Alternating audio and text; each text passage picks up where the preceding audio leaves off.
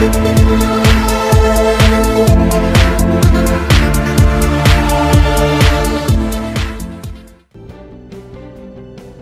quý khán giả của VietNEWS USA, sống ở Hoa Kỳ, nơi được mệnh danh là thiên đàng trên đất, với sự kết hợp của các giống dân cùng chung sống và chia sẻ các ngôn ngữ, văn hóa, đem lại một sự kết hợp hùng mạnh khó có đất nước nào có thể sánh bằng. Tìm hiểu thêm về các cộng đồng bạn qua những con người thật, việc thật, cũng sẽ giúp chúng ta biết thêm được nhiều cái hay, cái quý đáng học hỏi. Chương trình song ngữ, cuộc sống quanh ta, với các khách mời là những doanh nhân, nghệ sĩ, thương gia, chính trị gia, sẽ đem đến cho chúng ta nhiều bất ngờ thú vị. Chương trình được sử dụng với hai ngôn ngữ tiếng Anh và tiếng Việt, và với sự điều phối thật linh động lưu loát của cô hướng dẫn chương trình xinh đẹp và tài giỏi của tiểu bang Arizona, Tiffany Mộng Tuyệt, sẽ giúp các bạn trẻ thêm sự gần gũi với cộng đồng Việt Nam và cũng như những người khán giả của VietNEWS USA biết thêm được nhiều thông tin cuộc sống xung quanh ta. Thấm thoát, thế là đã 2 năm hành trình của VietNEWS USA phục vụ khán giả thân yêu của mình. Một chặng đường 2 năm thật là nhiều cam go nhưng tràn đầy kỷ niệm. Nhờ sự yêu thương của khán giả và những fan ủng hộ mà VietNEWS USA phát triển đến ngày hôm nay. Nhân dịp kỷ niệm chặng đường 2 năm, VietNEWS USA cảm ơn sự hoạt động hết mình từ những buổi ban đầu của các anh chị em sứ ngôn viên như Mộng Trinh, Thanh Tâm, Jimmy Hoàng, Laco, những kỹ thuật viên như Quang Phan, Christian Lê và các hướng dẫn viên của các chương trình talk show và chương trình như Phương Bi của khu vườn của những con ong, Lê Lệ của Tài Chánh Arizona, Long Lê của Địa ốc Arizona, Anh Paris của The Paris Show, Tiffany Mộng Tuyền của Song ngữ cuộc sống quanh ta, Thùy Ngọc với Pháp luật và đời sống và nhiều cộng tác viên trong các chương trình khác. Chương trình kỷ niệm chặng đường 2 năm còn có sự hiện diện của các anh chị em ca nghệ sĩ đang được yêu mến như nữ ca sĩ Phương Thanh, nam ca sĩ Quách Thành Danh, nữ ca sĩ Khả Tú, nam ca sĩ Hoàng Phong, nam ca sĩ trẻ Đô Đô và nhiều ca sĩ khách mời đặc biệt khác. Chương trình ca nhạc dạ tiệc Khi Giấc Mơ Về sẽ được tổ chức vào thứ Bảy ngày 30 tháng 7 năm 2022 tại Indo-America 2809 West Maryland Avenue, Phoenix, Arizona 85017. Mở cửa đón khách từ 6 giờ, chương trình bắt đầu từ 7 đến 11 giờ tối, dạ tiệc phục vụ lúc 8 giờ. Vé vào cửa, vé VIP 1.000 trên một bàn, 10 người bao gồm 5 món ăn và 10 chai bia. Vé đồng hạng 750 trên một bàn 10 người bao gồm 5 món ăn. Mua tại cửa vui lòng thêm 10 Mỹ Kim. Một chi tiết về chương trình vui lòng gọi 602 481 2647 602 481 2647. VietNEWS USA trân trọng kính mời. Trọng Phúc chào đón quý khán giả đến với chương trình của VietNEWS USA, một chương trình thiết thực cho mọi gia đình. Cảm ơn quý khán giả đã luôn ủng hộ các chương trình của VietNEWS USA và đặc biệt là chương trình song ngữ cuộc sống quanh ta. Chương trình nằm nối kết các thế hệ với nhau bằng một chương trình song ngữ. Ngoài ra, chương trình còn tạo điều kiện để chúng ta cùng tìm hiểu về những cộng đồng bạn, những văn hóa, phong tục, tập quán, cùng những thành công, những gương tốt để chúng ta cùng thêm sự hiểu biết và cùng hòa nhập trong cuộc sống tại Hợp Trung Quốc Hoa Kỳ.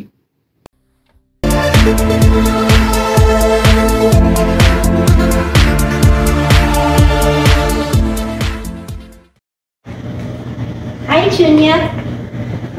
Hi.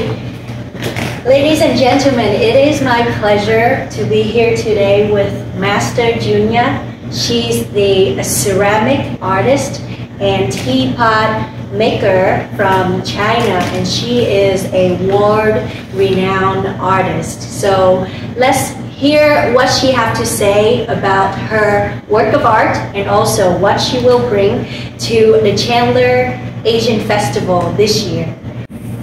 Kính thưa quý vị, Tường Vân rất là may mắn khi mà được có mặt ở đây cùng với cô Chan Yun, là cô là nghệ nhân gốm sứ rất là nổi tiếng của thế giới cũng như là của Trung Quốc quý vị ạ. Thì cô sẽ có mặt ở lễ hội Chandler Asian Festival năm nay để chia sẻ với chúng ta về cái cách thức mà làm những cái vật dụng bằng gốm sứ như thế này, và cũng như là cô sẽ cho quý vị có thể trải nghiệm được cái cách làm những cái bình trà, ấm trà và ly trà như thế này ở đây quý vị ạ.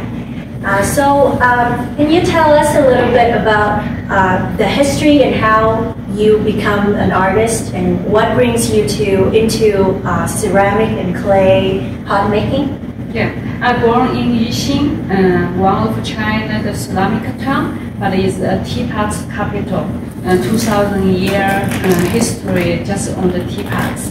This town is a whole town living on that.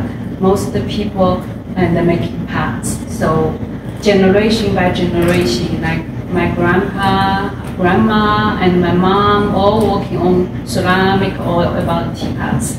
So naturally, when I grow up, learn art, and back home making pots, kind of was a generation by generation go back this way. But we all young generation, so we all went to college, learn art, learn ceramic, and learn sculpture, another material art, even to design. So my parts is more international, more design, and not like the older generation just for regular use, functional parts anymore. Wow. Vâng, quý vị, không biết là quý vị có để ý hay không, ở trước mặt của chúng ta đây là những cái sản phẩm của cô. Và như là quý vị đã thấy đó, nó không những là nó là những cái bình trà, ấm trà bình thường, mà đây là sự kết hợp giữa cổ điển và hiện đại. Thì cũng như cô đã nói là cô đến với cái nghệ thuật này là do từ rất là nhiều thế hệ gia đình cô, là cái thị trấn mà nơi cô ở là chính là nơi bắt đầu của những cái bình trà, ấm trà, những cái nghệ thuật gốm sứ như thế này. Thì cô đã trải qua rất là nhiều bao nhiêu thế hệ rồi những cái cách làm như thế này, và cô còn có một cái đặc biệt nữa là cô có ứng dụng những cái mà cô học của cái nghệ thuật gốm sứ và đem vào đó, thổi hồn vào đó những cái hiện đại bằng việc là cô đi học ở những cái trường học ở Trung Quốc, và cũng như là cải thiện thêm bằng cách là tìm hiểu thêm về những cái nghệ thuật ở nước ngoài. Thì như quý vị đã thấy đó, thì hôm nay cô có mặt ở đây để giới thiệu với chúng ta về những cái gốm sứ mà còn gọi là nghệ thuật. Thưa quý vị, như vậy thì chúng ta cũng thấy là cô là một cái tác phẩm nghệ thuật rồi đó quý vị ạ. So can you tell me a little bit about this set over here? How long did it take you to make it, and what's the story behind it? Yeah, this set use black clay made. Using the clay is a little different with the American. This all is clay birdie. Like this one, even so shiny, just by burnish. By burnish, no glaze. All clay birdie, natural color clay from mountain, so it's very healthy and also make a tea taste better. Are these made in here in America? Yeah, this one made in Phoenix. This one made in my hometown. This is like a more traditional shape. We call shishi. It's like a beautiful little girl. And also this painting with gold and have a certain 3-time fire. So this is more traditional for the everyday using for 1 or 2 people making oolong tea kinds. So the parts is small size, more for oolong tea. So the bigger size is more for black tea. But my parts, this side here is more design, contemporary, and mixed with 2-color clay. So the kind of more international and not you can use every day, but there's also more for collection. Vâng, quý vị ạ, như vậy thì ở trước mặt chúng ta đây là hai hình thái, hai phong thái của cái bình trà khác nhau. Ở bên trái của Tường Vân á, đây là cái loại bình trà cổ điển mà chúng ta thường thấy ở những cái gia đình mà khi mà chúng ta bắt đầu thử nghiệm cái loại trà, thì đây là cái ấm trà để dùng cho chúng ta uống những cái bình trà cho 2 người, và chúng ta có thể uống bằng vỏ trà ô long và chẳng hạn. Còn cái bình bên phải của Tường Vân á, là một cái sự giao thoa hiện đại hơn. Thì những cái bình trà lớn như thế này á, thì chúng ta có thể dùng để uống những cái loại trà đen hoặc là trà xanh, và có thể dùng chia sẻ cho nhiều người hơn. Và cô cũng có chia sẻ thêm một cái điều rất là thú vị mà Tường Vân cũng không có để ý nhiều á, là không biết là quý vị có biết hay không, thì những cái ấm trà này bằng việc làm bằng những cái gốm sứ rất là đặc biệt, thì nó sẽ đem lại cái mùi vị cho cái loại trà chúng ta bỏ vào đó, nó có những cái mùi vị đặc biệt hơn và nó toát ra được những cái cốt chất của cái loại trà mà chúng ta đang uống. Như vậy thì quý vị thấy đó, cái ấm trà như thế này á, thì không biết á, là chúng ta có thể hỏi cô nghệ nhân của chúng ta xem mình có làm trong bao lâu và cái giá trị của nó là như thế nào quý vị nhé. So how long did it take you to make this small pot, and how long did it take you to this set, and what would you value it if you were to sell it? The value also depends on your own idea, your design. This is a more personal design, so no one else designs this shape. It's more my personal work.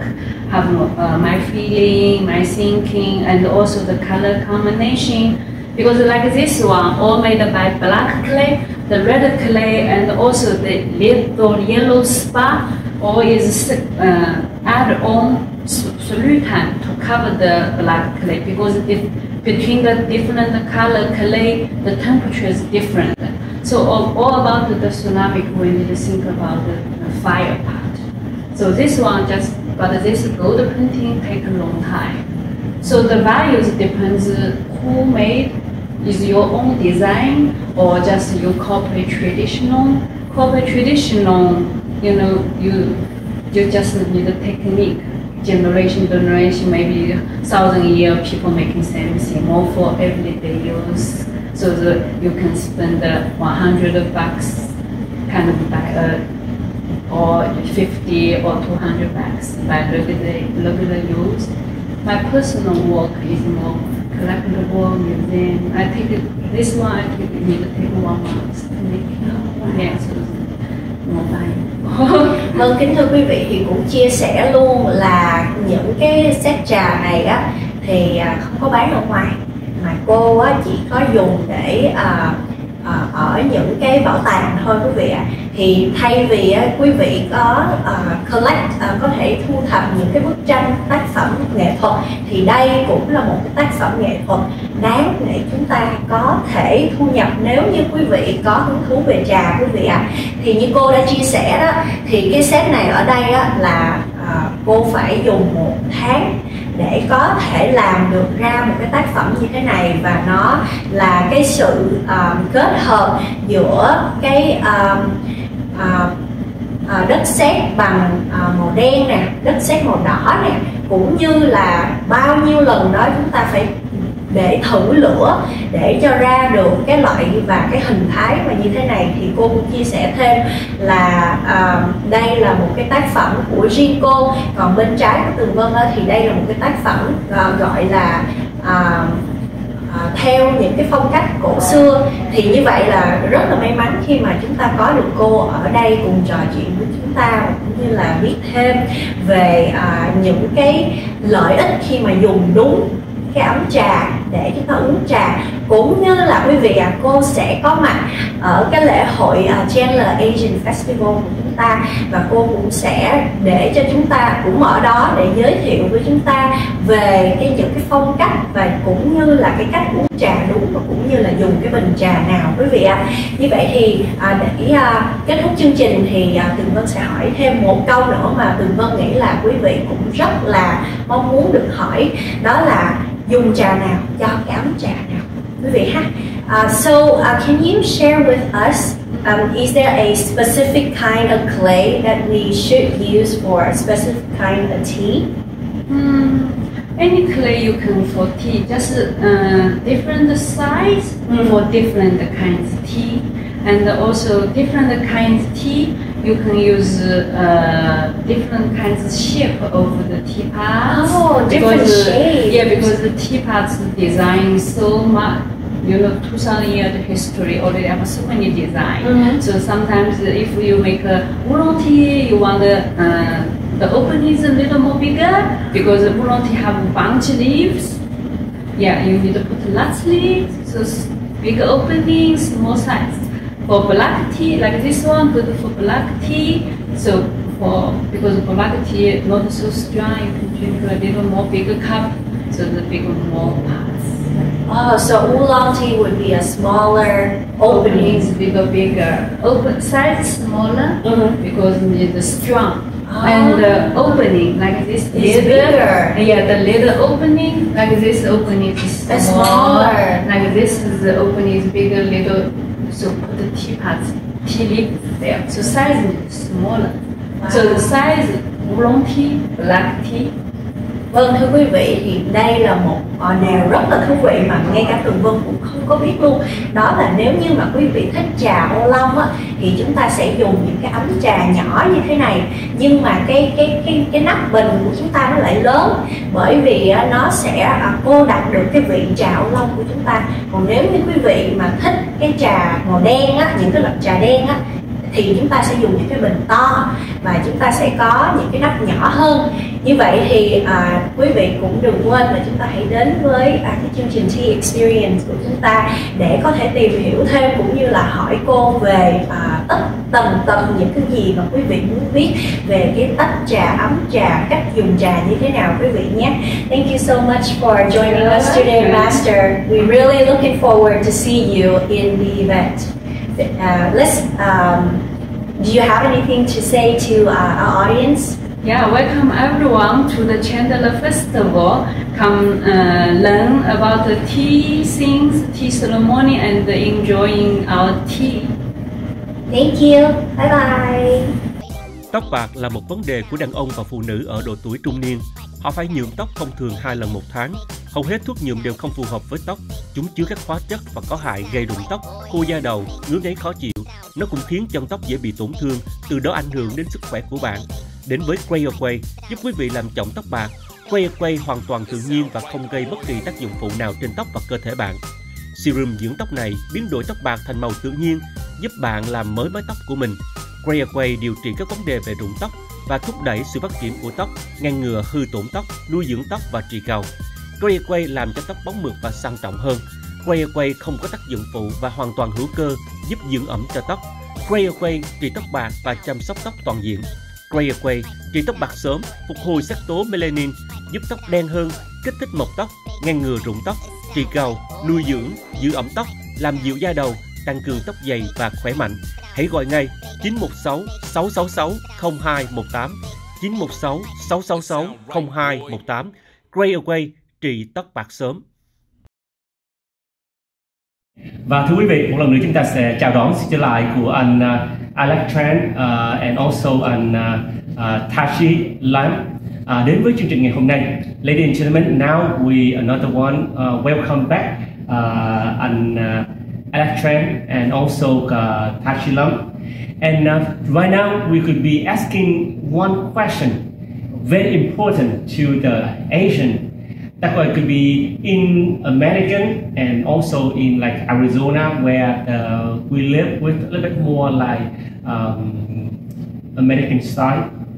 How we can give Asian culture with the family, like how the husband, the man in Asian culture.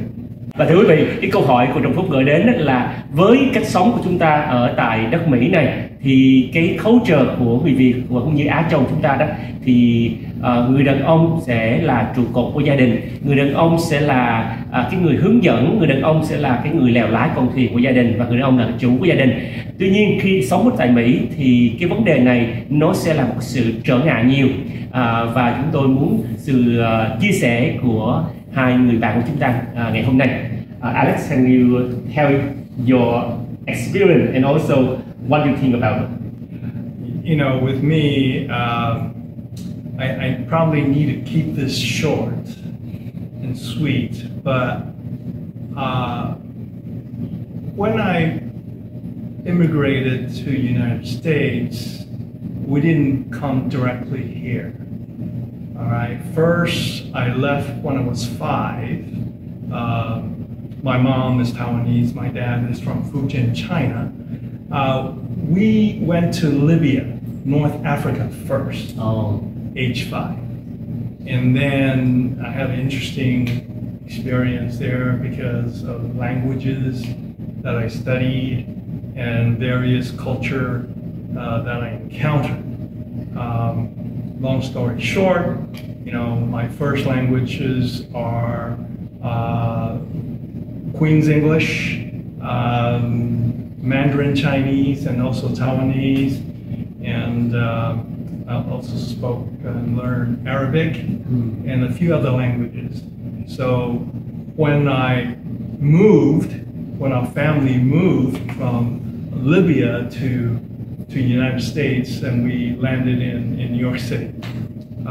So I always joke that my first language or my American English is not only not my first language, but it's like my fifth language. So many languages. Yeah, and then a lot of people say, "Wow, really?" And I go, "But you know, Queen's English is my first." But to focus on your question, because of my parents and heritage, I get, you know, a mix of both mainland Chinese and also from Taiwan, and also Libyan, and then also New York, and basically I find Arizona to be extremely endearing, because I moved basically from a Sahara Desert to another desert, Sonoran Desert. And I love it here. I love the weather. I love the friendly people. I love the culture. And it is a mixing so many countries of so many stuff, and so much stuff. And I just find that diversity very enriching in terms of how I see things and how I interact with communities and peoples in general. And so, do you still think to be the husband or the man will be still the leading of the family, the one will be make all the main decision in the family? You know, I think each family is probably a little bit different. But I would hope that in such a union, you know, there is not only a sharing, give and take, and because it's a joint partnership, and to make it work in today's realities, you know, and a lot of people talk about COVID, you know, before and after. I just believe if you venture forth with an open mind and also an appreciation for everybody's what they bring to the table, and basically have, you know, good values. If you have sound values as a core foundation, you know, you'll find your balance. Yeah, thank you. Và thưa quý vị, khi mà hỏi về cái cuộc sống của anh, đối với cái suy nghĩ của anh đối với như thế nào với cái cuộc sống tại Mỹ, thì anh nói là anh không phải là cái người born hay là sinh ra tại Hoa Kỳ, và anh rời đất nước là Trung Hoa đó là từ khi còn rất là nhỏ, và đi rất là nhiều nơi, sống rất nhiều nơi, và khi tới Hiệp Trung Quốc Hoa Kỳ đó thì anh tới New York, và sau đó anh định cư tại Arizona.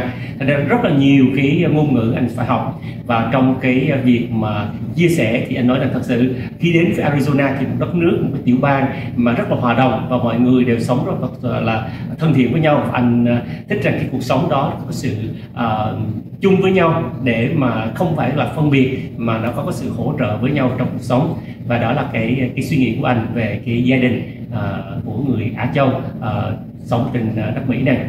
And also, Tashi, can you share about your experience, or also about your thought about the family, the Asian in America?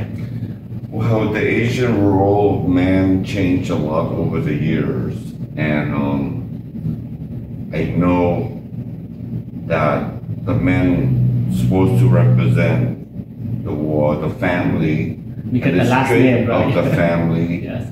and important of the firstborn, but it's not as important as it was before, but it should, in some respect.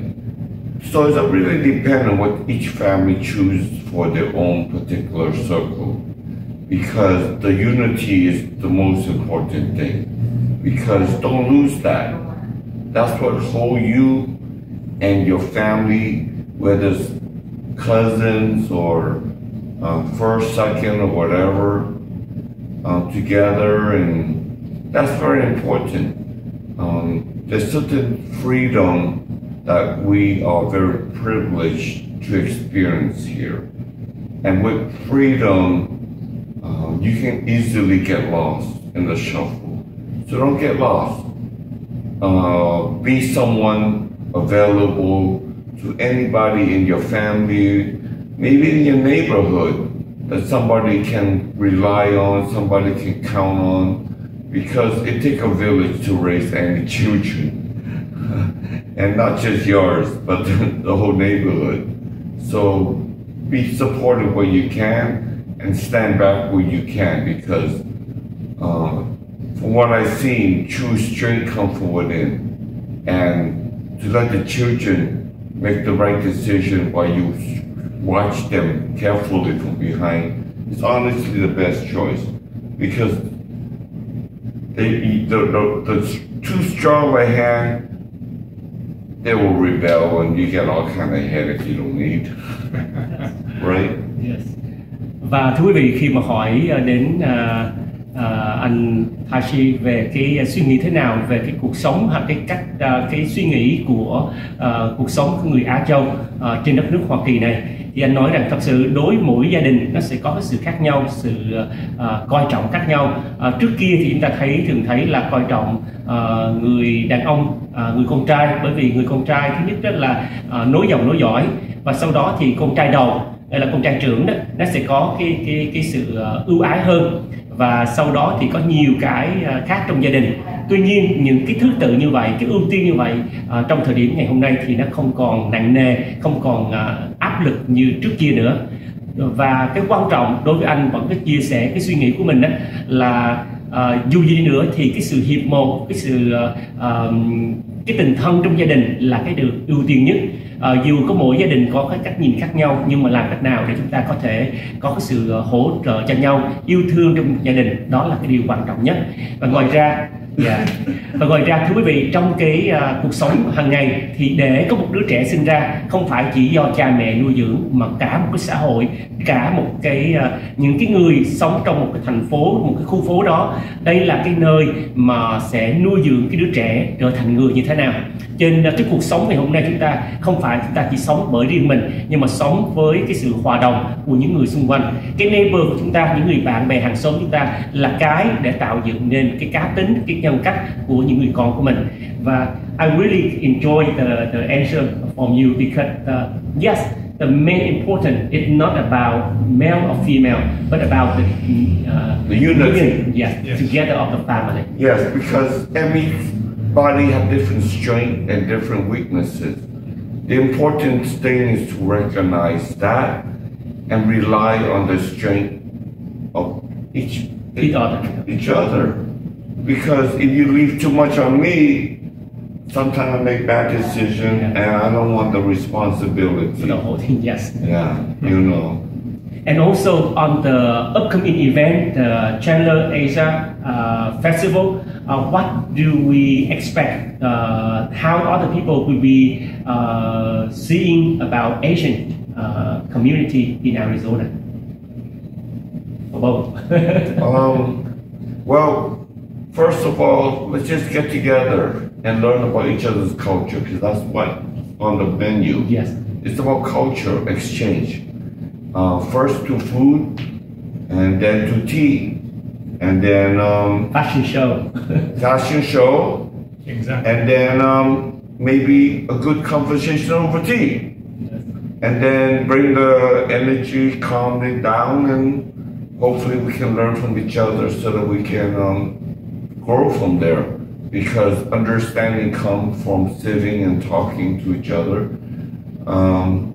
Used to be with native is peace pipe. In Asian culture, in Chinese culture, it's over tea. You think about it, because when you get married, what do? You serve tea. That's the first thing. You bring your bride in, or you go to your bride house, you offer tea to the in-laws. And then you pick up the bride, and then you take her home, and then you offer tea to your side of the family. So that's how it's done, over tea. And then when friends come over, what you serve them tea. So tea is like, I know some people might not like it, but it's our version of the peace pipe. Because people don't realize how spiritual it is, but in some way it is, because tea is how we welcome people. Tea is how we celebrate over marriage, over business. We shake hands, but we also drink tea, or sake too, right? So we don't discriminate, but tea. And then when a lot of things done over tea, guys. When I met my sifu and I accepted as a student, we bring fruit and serve tea. Right. So tea culture is very important, and respecting and putting the unity of community and family is very important. And it is lacking in these days a bit. So we need to bring that back, and we need to bring it back very fast, because technology is distracting us, our children, the next generations, and it's causing a lot of separation and anxiety and isolation. So turn off the Wi-Fi and all that, and burn the candles, and let's drink tea. Yeah. Go ahead. Yes, okay. Do the translation. Và khi mà hỏi về những cái gì chúng ta có thể chào đón trong cái lễ hội Chandler Asian Festival sắp tới đây, thì anh có chia sẻ chúng ta đó là thật sự khi tới đó thì quý vị cũng sẽ có thể tới một cái nơi mà chia sẻ những cái culture của người Á Châu. Quý vị sẽ gặp gỡ rất là nhiều cái phong tục tập quán, cái culture của nhiều cái quốc gia Á Châu, sẽ cơ hội để quý vị có thể nói chuyện với nhau, cùng thử trà với nhau, và quý vị cùng xem fashion show của những cái dân tộc Á Châu. Quý vị cùng thử những món ăn của người Á Châu, và đặc biệt là chúng ta có thể kinh nghiệm chia sẻ với nhau những cái culture với nhau. Và đối với anh thì trong cái cuộc sống thì thi hay là trà nó bắt đầu từ câu chuyện khi khách đến nhà chúng ta cũng mời trà, uống nước trà. Khi chúng ta lập gia đình chúng ta cũng mời trà cho ba mẹ của mình, cho ba mẹ của vợ, và sau đó khi mà chúng ta làm việc business hay là bất kỳ chuyện gì chúng ta cũng cái trà, cái ống trà cũng là cái mà chúng ta đem cái nối kết và cái hòa bình với nhau.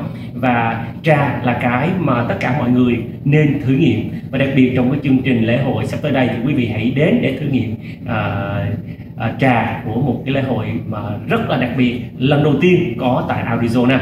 Và trong cái chương trình này thì như quý vị được biết đó, thì quý vị đến không cần phải trả tiền mua vé vào cửa, cũng không cần phải trả tiền để đậu xe parking, và quý vị uống thử trà cũng không phải trả tiền. Trên nhiều cái chương trình quý vị thoải mái đem gia đình tới và mời bạn bè đến nữa, không phải cho gia đình của mình mà bạn bè của mình, để giới thiệu cho tất cả mọi người về cái culture, về cái phong tục tập quán của các giống dân Á Châu của chúng ta, đem mọi người trở lại với nhau.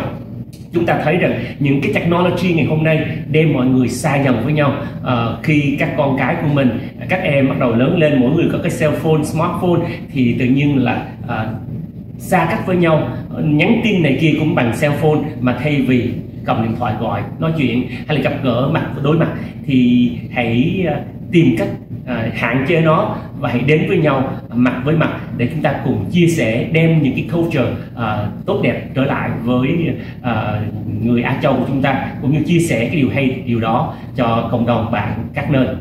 And how about you? Well, Tashi made some excellent points, and I also want to add that, you know, when you come to the Asian tea tasting, you will be experiencing tea culture from various countries, various important developments in tea. And of course, we have the Chinese tea culture. And even though that is the beginning where everything started, but if you look at Japanese culture, Korean tea culture, and Thai tea culture, and various others, you will see some commonalities, but also it's very glorious to explore all the nuances and differences because they have various viewpoints. Even though the common core is centered around the benefits of tea, which is well-being, health, but the family, the relationships that you engender in terms of bringing people closer, that is the key, in which we have the cultivation of tea through daily lives. And Tashi just pointed out a whole slew of activities, events that is important in our lives. A lot of major point in Asian life revolve around tea. Newborn, marriage, business proposal, important friends. And friends you don't like, you give them the bad tea. When you call bad tea, way to get them together. when you call bad tea, how you can old tea, expired tea, and when they taste anything, they say, "Oh, you don't want me around." Yeah. Hopefully they pick it up. I don't know. Just joke, kidding. Thưa quý vị, also when you mention about a little bit like Korean tea, Japanese tea, do we have those kind of tea at the tea experience? Yeah, we'll have some demonstrations. Wow. We'll have some venues that go into deeper explanations, and there are also experts that people could talk about, talk with if they're interested in finding out more. Oh wow. Yeah. Và thưa quý vị, trong ngày hôm đó, trong cái chương trình mà thử nghiệm trà đó, thì quý vị không phải chỉ là trà từ Trung Hoa mà chúng ta còn có trà từ Japanese là của Nhật, của Korean là của Hàn Quốc. Có nhiều cái thể loại trà, nhiều cách thức pha trà mà chúng ta đừng nên bỏ lỡ cơ hội. Đây là một cái chương trình có một lần đầu tiên tổ chức tại Arizona, mà để thử nghiệm điều này không phải dễ, bởi vì những cái người master của cái lĩnh vực trà lần đầu tiên có thể chia sẻ kinh nghiệm của mình, và rất hiếm khi chúng ta được cái cơ hội này. Cho nên hy vọng trong cái chương trình sắp tới chúng ta sẽ đến và thử nghiệm, mời bạn bè, mời mọi người đến tham dự để cùng từng trải thử nghiệm trong cái chương trình này. And also, can you really tell the audience about the day, the time, and the location? Yes. Location is our favorite tumbleweed park in Chandler, Arizona. Beautiful. Yes, wonderful, lovely facility.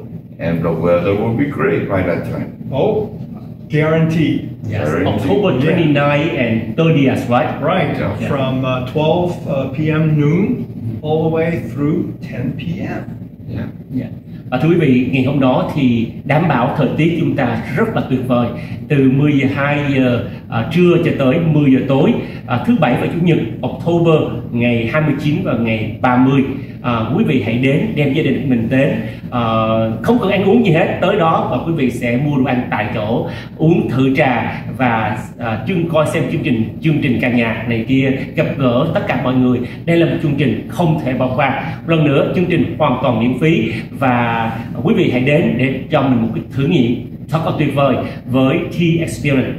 Lần nữa, thank you very much for coming, and Yes. hope everyone will be see you at the event. Yes, and we welcome everyone To the to come. Tea Experience. We look forward to meeting all of you, Yes. Looking Yes. forward to it. everybody. We will become friends over a cup of good tea. Yes. Only good tea, Only good better tea, and great tea. I won't bring anything bad, I promise. See you there. Xe cộ là một phương tiện không thể thiếu cho mỗi người trong chúng ta. Tuy nhiên, khi gặp phải trở ngại vì xe hư dọc đường, còn người kéo xe cũng như sửa xe thì phải làm sao? Đừng lo, hãy gọi ngay Eric Auto Repair với số điện thoại 623 792 0896 623 792 0896 để được giúp đỡ nhiệt tình. Eric Auto Repair chuyên kiểm tra và sửa máy xe, chẩn đoán hệ thống đường truyền điện, máy nóng và AC, sửa và thay timing belt, hệ thống bơm nước, hệ thống điện, hệ thống phun nhiên liệu, thay máy, thay hộp số, thắng xe, bảo trì xe, hệ thống làm mát máy xe, sửa chữa hệ thống khói xe để check smoke, hệ thống làm mát máy, bàn đạp, viền sửa, thay máy và các hộp số các loại xe, sửa chữa body xe. Ngoài ra, chúng tôi còn có dịch vụ kéo xe miễn phí nếu quý vị sửa xe tại tiệm. Hãy gọi ngay 623 792 0896 623 792 0896. Eric Auto Repair tọa lạc tại 2117 West Camelback Road, Phoenix, Arizona 85015. Eric Auto Repair mở cửa từ thứ Hai đến thứ Bảy, từ 8 giờ sáng đến 5 giờ chiều. Chuyên nghiệp, tận tâm, uy tín, giá cả phải chăng?